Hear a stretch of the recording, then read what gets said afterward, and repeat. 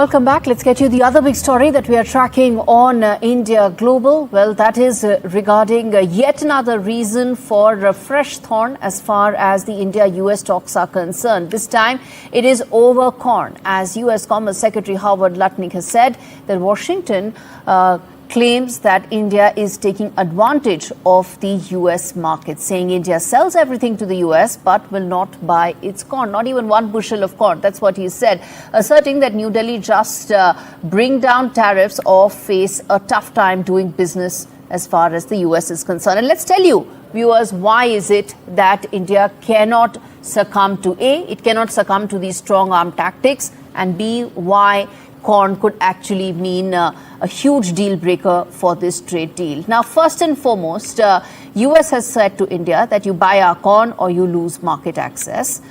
India is the 5th largest corn producer, and most importantly, you have politically sensitive states like Bihar being being very significant in terms of overall production. Bihar is there, UP is there. That is the other part of it, which is why it's politically sensitive and what happens to our farmers. Let's move ahead and tell you why is it that this is important. Largely, we are self-sufficient. We also export to other countries. Now, corn actually has a very long chain of residue products.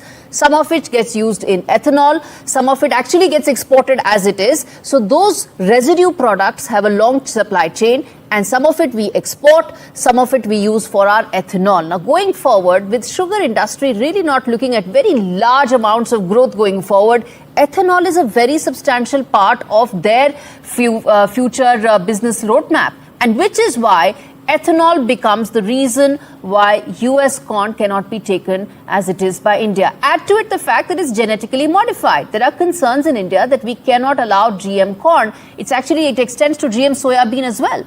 And lastly, rights to protect Indian farmers. Now, this is where all of it sort of comes up. One, the fact that what do we do when we do not want to have GM crops? B, what do we do with the fact that there is now 19% of fuel that comes from ethanol, where prices of ethanol have actually gone up, along with prices of fuel. Now, all of that dovetails into farmers' income. If you take all of that away, then that is actually going to have a huge impact about how India is going to protect farmer incomes, which is why it's not just about corn, it's about protecting Indian farmers, which is why it's going to be a bit of a deal breaker.